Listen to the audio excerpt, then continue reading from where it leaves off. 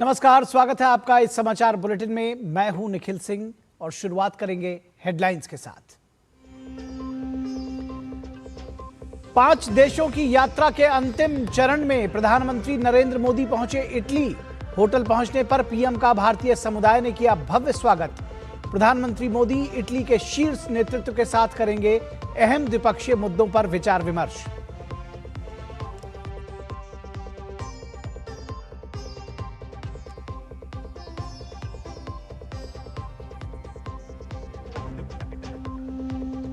Oslo में तीसरे Bharat Nordic शिखर सम्मेलन में प्रधानमंत्री नरेंद्र मोदी हुए शामिल। कहा, भारत नॉर्डिक देश मिलकर बनाए साझा समृद्धि, नवाचार और सतत भविष्य का मॉडल। एफटीए और ईएफटीए देशों के साथ व्यापार समझौतों पर बताया नए स्वर्णिम युग की शुरुआत।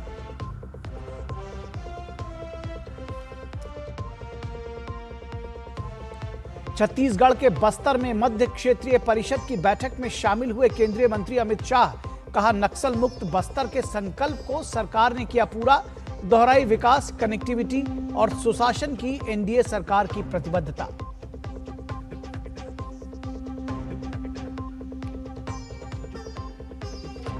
पश्चिम बंगाल में शुभेंदु सरकार का ओबीसी आरक्षण पर बड़ा कदम। मुस्लिम समुदाय को मिलने वाला 10% आरक्षण किया समाप्त।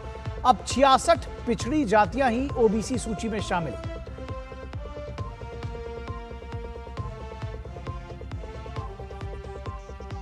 इक्कीस जून को होने वाली नीट यूजी परीक्षा से पहले केंद्रीय शिक्षा मंत्री धर्मेंद्र प्रधान ने की उच्च स्तरीय समीक्षा बैठक।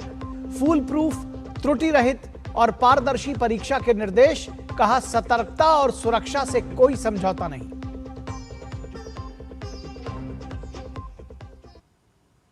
तो सबसे पहले बात प्रधानमंत्री के इटली दौरे की। इटली के रोम में भारतीय समुदाय ने पीएम मोदी का अभिनंदन बेहद गर्मजोशी से किया। उनके स्वागत के लिए बड़ी संख्या में भारतवंशी जमा हुए। पीएम के अभिनंदन में सांस्कृतिक कार्यक्रम भी प्रस्तुत किए गए।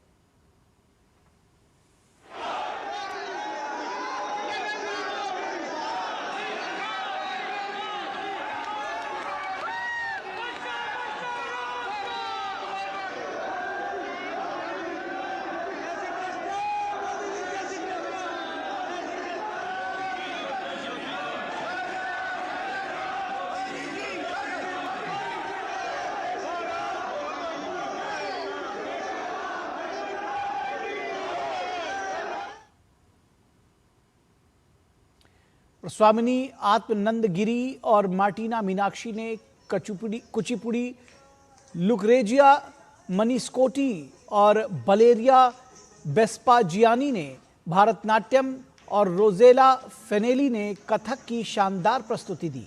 पीएम ने इन सभी कलाकारों को सराहा और उनका उत्साहवर्धन किया।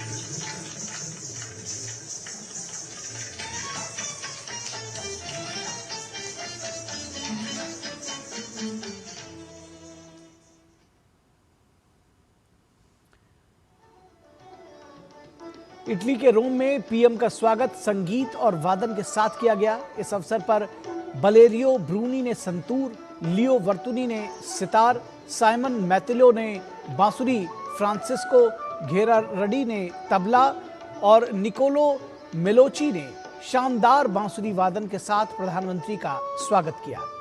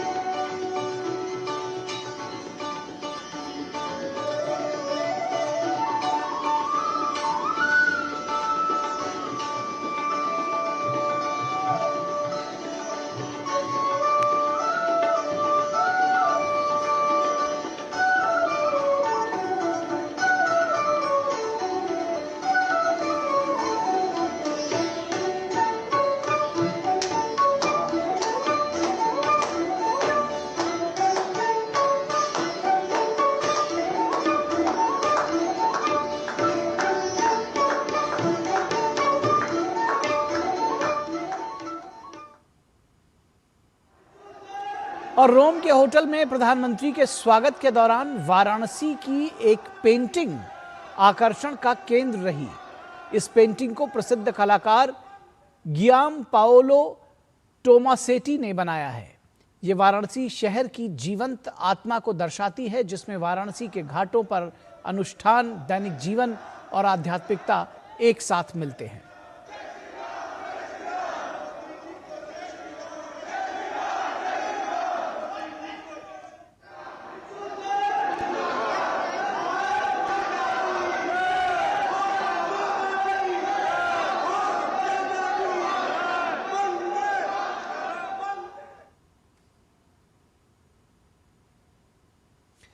और इससे पहले प्रधानमंत्री नरेंद्र मोदी 5 देशों की अपनी यात्रा के अंतिम चरण में इटली के रोम पहुंचने पर उनका भव्य स्वागत किया गया।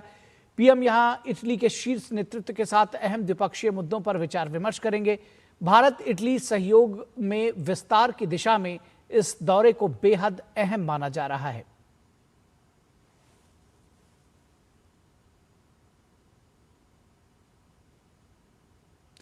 और भारत इटली द्विपक्षीय संबंध लगातार मजबूत हो रहे हैं। आखिर क्यों है भारत इटली संबंध इतने अहम?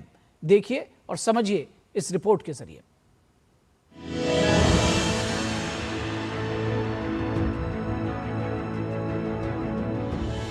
बीते कुछ वर्षों में प्रधानमंत्री नरेंद्र मोदी के नेतृत्व में भारत और इटली के बीच द्विपक्षीय संबंधों में नई ऊर्जा देखने को मिली है।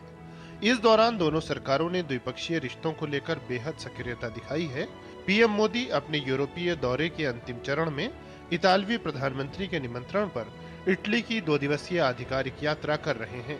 बीते कुछ समय में दोनों देशों के बीच रिश्तों को मजबूत करने के लिए कई अहम कदम उठाए गए हैं। 2024 में भारत और इटली ने ज्वाइंट स्ट्रेटेजिक एक्शन प्लान 2025-2029 की घोषणा की थी, जिसके बाद दोनों पक्ष इस एक्शन प्लान को लागू करने पर विशेष ध्यान दे रहे हैं। इस एक्शन प्लान में आर्थिक से लेकर रक्षा क्षेत्र और राजनीतिक संवाद से लेकर कनेक्टिविटी के मुद्दों को ध्यान में रखा गया है। इस विशेष एक्शन प्लान में भारत इटली के बीच द्विपक्षीय व्यापार और निवेश को बढ़ावा देने, स्वच्छ ऊर्जा, नवाचार, अंतरिक्ष, प्रवासन और गतिशीलता, पर्यटन और नागरिकों के बीच आपसी संबंधों की मजबूती तक तमाम अहम विषय शामिल हैं। 2023 में भारत इटली ने राजनयिक संबंधों की स्थापना की 75वीं वर्षगांठ मनाई थी। पिछले कुछ समय में दोनों देशों के बीच विभिन्न द्विपक्षीय और वैश्विक मंचों पर शीर्ष नेताओं के बीच नियमित संवाद देखने को मिला है। इटली यूरोपीय संघ में भारत का चौथा सबसे बड़ा व्यापारिक भागीदार है। 2025 में दोनों देशों के बीच द्विपक्षीय व्यापार 14.25 अरब यूरो तक पहुंच गया, जिसमें भारत का निर्यात करीब 8.55 अरब यूरो था और इटली से भारत का आयात 5.7 अरब यूरो दर्ज किया गया।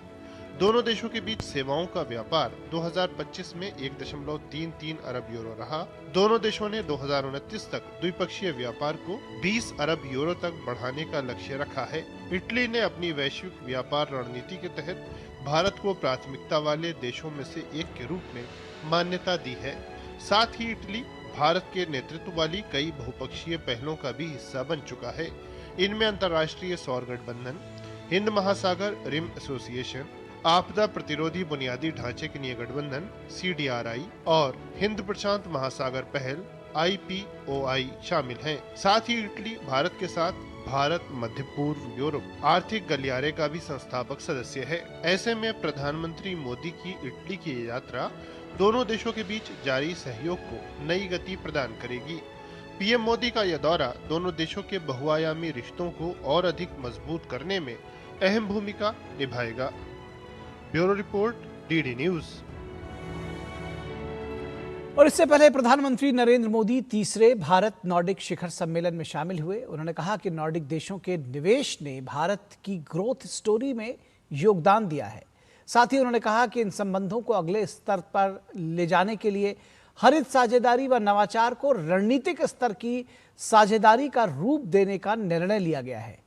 इससे भारतीय टैलेंट को नए अवसर मिले हैं और विश्व को समाधान। बदलती हुई भू राजनीतिक परिस्थितियों में ग्रीन टेक्नोलॉजी, ऊर्जा सुरक्षा और निर्बाध सप्लाई चेन जरूरी है।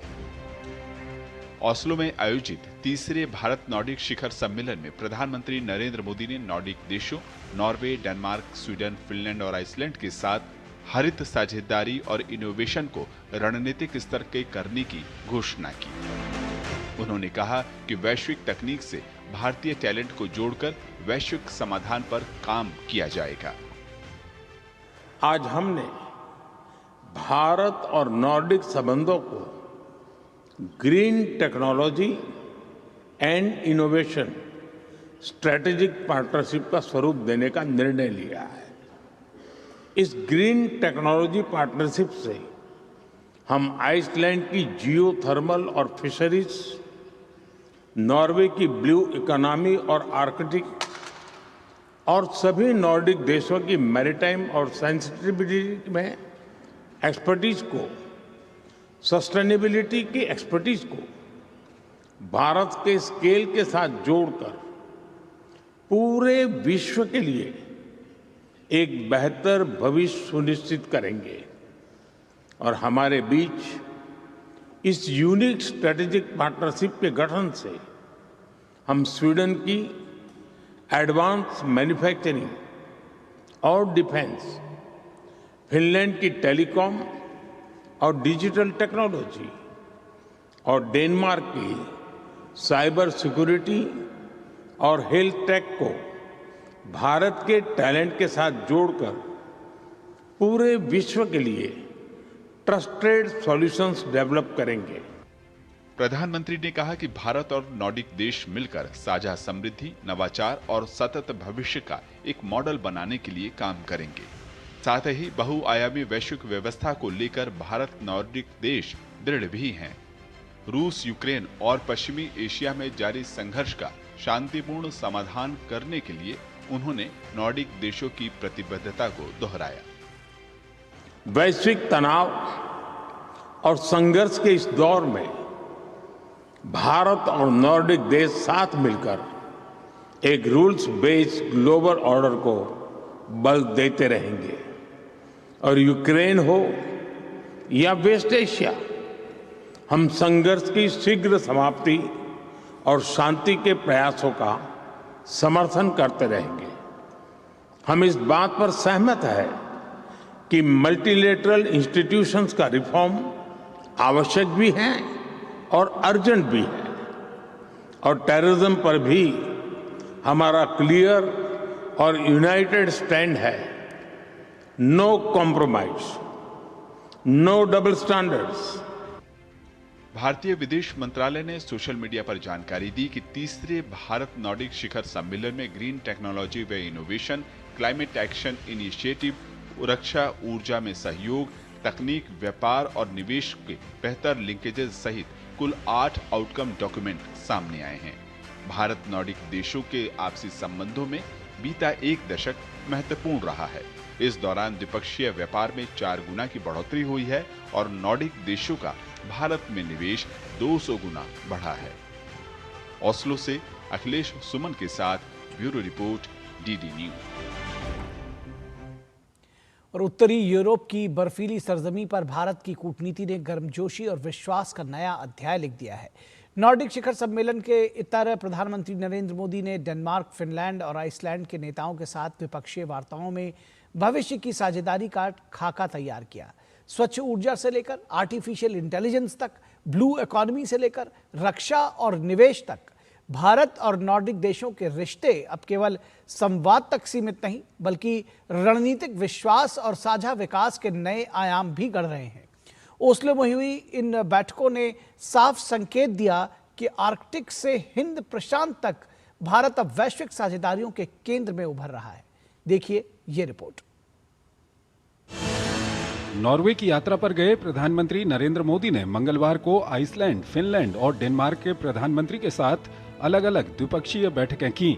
नॉर्डिक समिट से इतर प्रधानमंत्री नरेंद्र मोदी ने अलग डेनमार्क की प्रधानमंत्री मैटे फ्रेडरिक्सन से मुलाकात की। दोनों नेताओं के बीच आपसी हितों से जुड़े विभिन्न मुद्दों पर चर्चा हुई। पीएम मोदी ने कहा कि ओस्लो में मैटे फ्रेडरिक्सन के साथ एक सार्थक बैठक हुई। हाल के वर्षों में भारत डेनमार्क की दोस्ती ने जबरदस्त प्रगति की है। जल संसाधन, स्वच्छ ऊर्जा, शिपिंग और खाद्य प्रसंस्करण जैसे क्षेत्रों में सहयोग का विस्तार हुआ है। आने वाले वर्षों में फिनटेक, उद्योग, रक्षा, नवाचार और अन्य क्षेत्रों में भी इसी तरह का तालमेल देखने को मिल सकता है। पीएम मोदी ने बताया कि डेनमार्क के पेंशन फंड्स को भारत में अपना निवेश बढ़ाने के लिए आमंत्रित किया गया है। उन्होंने कहा कि हमें पूरा भरोसा है कि भारत EU मुक्त व्यापार समझौता हमारी दोनों अर्थव्यवस्थाओं पर बड़ा असर डालेगा। पीएम मोदी ने फिनलैंड के प्रधानमंत्री पेटेरी ओर्पो से भी मुलाकात की। दोनों नेताओं के बीच आपसी हितों से जुड़े विभिन्न मुद्दों पर चर्चा हुई।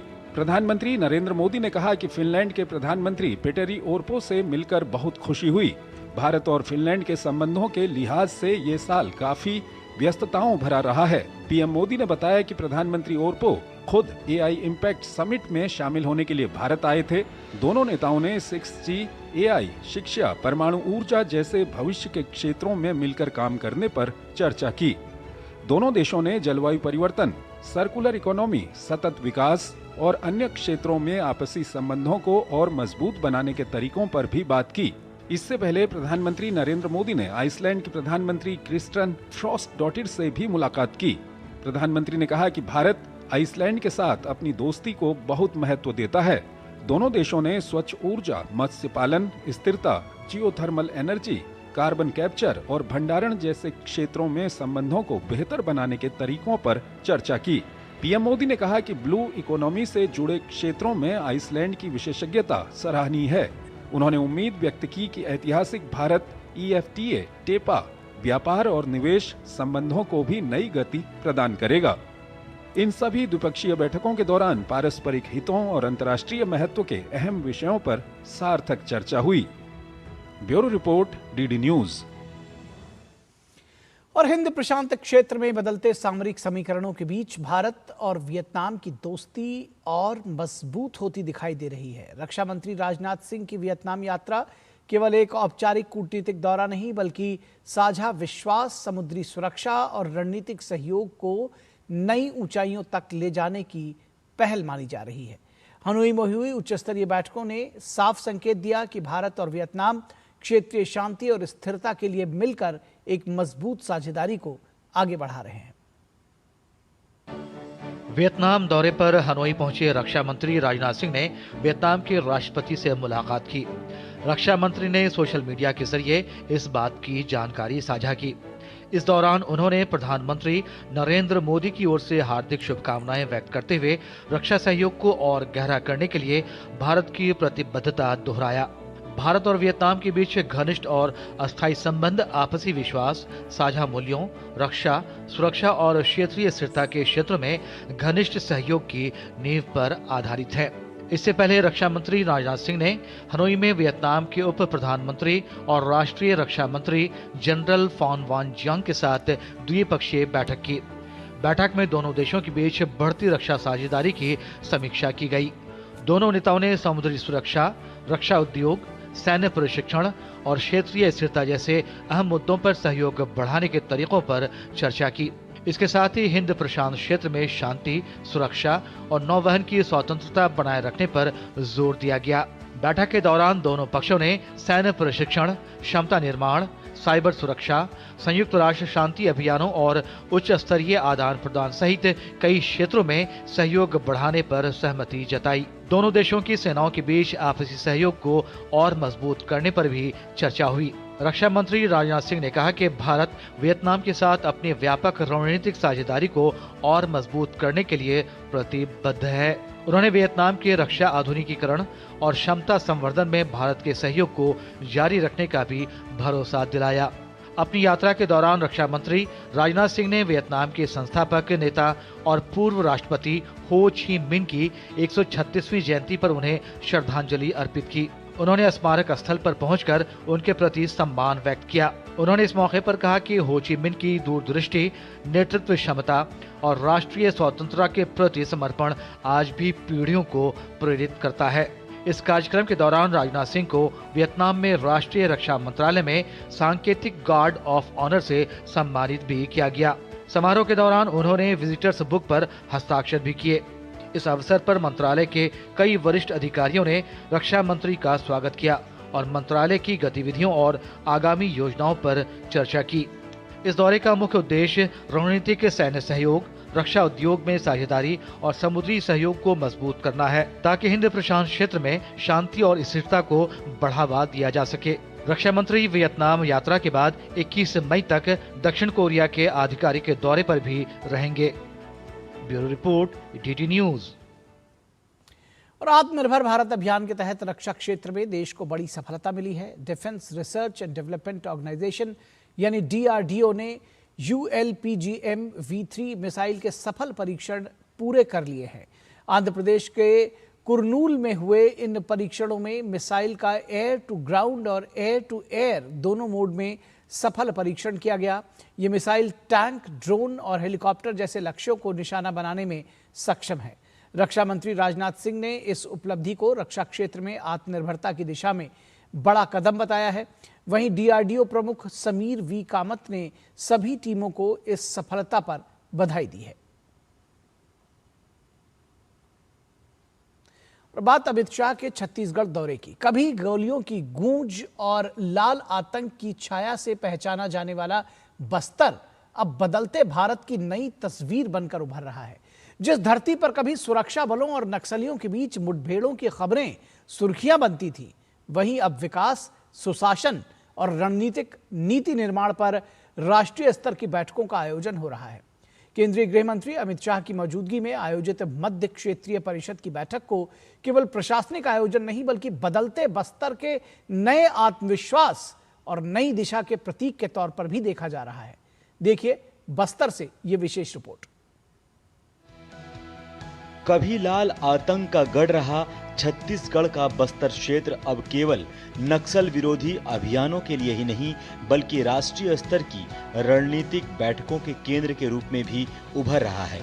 केंद्रीय गृह मंत्री अमित शाह की अध्यक्षता में आयोजित मध्य क्षेत्रीय परिषद की 26वीं बैठक को इसी बदलाव का संकेत माना जा रहा है।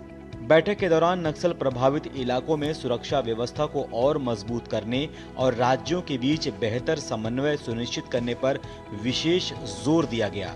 सीमावर्ती जिलों में अपराध नियंत्रण, इंटेलिजेंस शेयरिंग और संयुक्त कार्रवाई को लेकर भी व्यापक चर्चा हुई। इसके साथ ही सड़क, रेल और टेलीकॉम कनेक्टिविटी से जुड़ी परियोजनाओं की समीक्षा की गई। आदिवासी क्षेत्रों में स्वास्थ्य, शिक्षा और जन कल्याण योजनाओं की प्रगति पर भी विस्तार से चर्चा हुई। बैठक में राज्यों के बीच लंबित प्रशासनिक और इंटर स्टेट मुद्दों के समाधान, डिजिटल गवर्नेंस को बढ़ावा देने, पुलिस आधुनिकीकरण और नागरिक सेवाओं को और अधिक प्रभावित बनाने पर भी फोकस किया गया। सरकार का मानना है कि बस्तर में नक्सलवाद कमजोर होने के बाद अब विकास आधारित मॉडल को तेजी से आगे बढ़ाने का समय है। यही वजह है कि सुरक्षा के साथ साथ बुनियादी सुविधाओं और जन कल्याण योजनाओं को भी प्राथमिकता दी जा रही है। बस्तर के सभी नागरिकों को भारत सरकार और देश के प्रधानमंत्री नरेंद्र मोदी जी की ओर से भरोसा दिलाना चाहता हूं। यहाँ के आदिवासी युवा और महिला विश्वास के साथ आगे बढ़े। भारत सरकार और छत्तीसगढ़ सरकार आपके साथ है। कंधे से कंधा मिलाकर आपके जीवन में उजियारा लाने के लिए दोनों सरकारें कटिबद्ध हैं। नक्सल और माओवाद से प्रभावित रहे बस्तर की अब तस्वीर बदल चुकी है। बस्तर अब पूरी तरह से नक्सल मुक्त हो चुका है। बंदूकों के साए में जीने का दौर खत्म हो चुका है। सुरक्षा बलों के साहस से 31 मार्च 2026 से पहले नक्सलवाद के संपूर्ण उन्मूलन का लक्ष्य हासिल हो चुका है। विष्णुदेव सहाय सरकार बनने के बाद नक्सल उन्मूलन अभियान को गति मिली। बस्तर के 70 सुरक्षा कैंपों में से 1/3 कैंप वीर शहीद गुंडाधुर सेवा डेरा में विकसित होंगे। सेवा केंद्रों में बैंकिंग, डिजिटल सेवाएं और सरकारी योजनाओं की सुविधाएं एक ही जगह मिलेगी। सेवा डेरा में प्राथमिक स्कूल, आंगनबाड़ी और अन्य जरूरी सुविधाएं उपलब्ध होंगी। सेवा केंद्रों को रोजगार और आर्थिक गतिविधियों का हब बनाया जाएगा। आदिवासी महिलाओं को गाय भैंस देकर डेयरी नेटवर्क से जोड़ने की योजना है। अगले 6 महीनों में बड़ा डेयरी नेटवर्क तैयार करने का लक्ष्य है। 13,000 मोबाइल टावर लगाने की योजना है। अब तक 5,000 टावर स्थापित किए गए हैं। बस्तर क्षेत्र में 890 पोस्ट ऑफिस खोले गए, model school, ITI, super speciality hospital स्थापित किए गए हैं। 90,000 से ज्यादा युवाओं और महिलाओं को स्किल डेवलपमेंट से जोड़ा गया। बस्तर पंडुम कार्यक्रम में 45,000 से ज्यादा लोगों ने हिस्सा लिया। बस्तर ओलंपिक के 2 आयोजनों में 3,94,000 खिलाड़ियों की भागीदारी रही। सरेंडर कर चुके नक्सलियों ने भी बस्तर ओलंपिक में हिस्सा लेकर अच्छा प्रदर्शन किया। अगले 5 साल में बस्तर को देश का सबसे विकसित आदिवासी संभाग बनाने का लक्ष्य रखा गया है। बस्तर की आजादी का क्षेत्र सुरक्षा बलों और उनके परिवारों को दिया गया। गृह मंत्री अमित शाह ने कहा कि पिछले 50 साल में जो नुकसान हुआ है उसकी भरपाई हमारी सरकार अगले 5 साल में पूरा करेगी। नरेंद्र मोदी जी ने पूरे नक्सल मुक्त क्षेत्र के लिए एक लक्ष्य तय किया है कि सुरक्षा से विश्वास की यात्रा पूरी करनी है, विश्वास से विकास की यात्रा पूरी करनी है, विकास से समृद्धि की यात्रा और समृद्धि से संतृप्ति तक की यात्रा आने वाले 5 साल में पूरी करनी है। बस्तर में आयोजित यह बैठक बदलते बस्तर की नई तस्वीर के रूप में देखी जा रही है। जहां कभी नक्सल हिंसा सुर्खियों में रहती थी, वहीं अब विकास, कनेक्टिविटी और सुशासन पर राष्ट्रीय स्तर की चर्चा हो रही है। छत्तीसगढ़ का बस्तर जो कभी नक्सल हिंसा के नाम से जाना जाता था, अब नई कहानी लिख रहा है। केंद्रीय गृह मंत्री अमित शाह के अध्यक्षता में हुई मध्य परिषद की बैठक इसी बात का बड़ा संकेत है कि बस्तर अब धीरे धीरे बदल रहा है। अपने कैमरा सहयोगी नागेश के साथ सोमेश पटेल, TD न्यूज, बस्तर। तो इस समाचार बुलेटिन में बस इतना ही। हमारी पूरी टीम को दीजिए इजाजत। नमस्कार।